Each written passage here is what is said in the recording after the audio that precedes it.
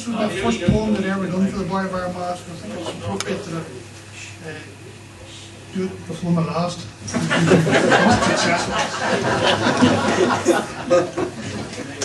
For those of you that never heard it, it's Waking Ned, and it's slightly sarcastic to say the least, and probably sacrilegious as well. I hope nobody's offended, because it's not meant to offend anybody.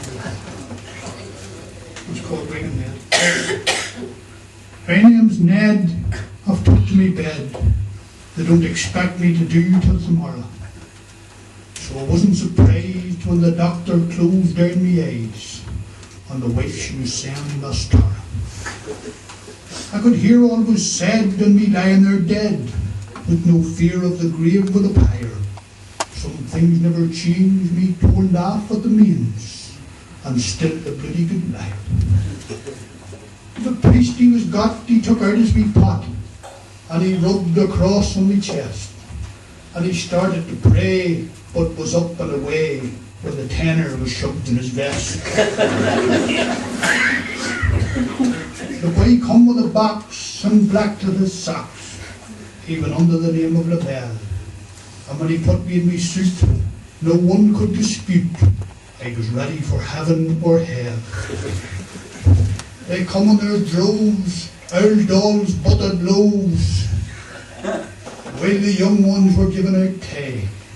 Some of them was weeping, oh you'd think he was sleeping, but sure I hadn't a big pail to say. There was sandwiches been ate and be lying there in state, among whispers, lispers and rows, and if they got your back torn, damn the devil they'd mourn. They'd be out the back door with your bros. With me beads in me hands, I was making me plans, me maker me story to tell.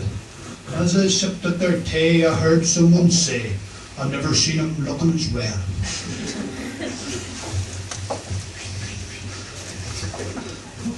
What everybody said what happened for Ned. He left us all of a sudden. He went very quick. I didn't know he was sick, says old Jemmy the Dodger McCudden. He was eating an apple coming home from the chapel, and he tripped over the shaft of a bar. He hit his head on the ground, he thought he was sound, but he's been back fins the day after tomorrow.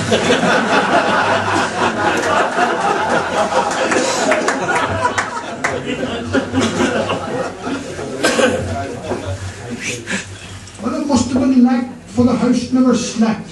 They were singing me praises to high heaven. Oh, Ned was well got, but out like a shot when it come to 10 to 11. The funeral's at 10, sure I'll see you then. Out the door, them tittering and laughing. Away up to the pub or across to the club. Oh, poor Ned's gone, but you may give me a halfin'. Ringsy as daft, we had a skeleton staff. They were reminiscing and listening and sighing. And Pearl Towser come in, drenched to the skin, whinging and whining and crying. He pricked up his ears, him close to tears, and his tail was as tight as wire. But when he was over his grief, what beggars belief, he lay down and licked his paws at the fire.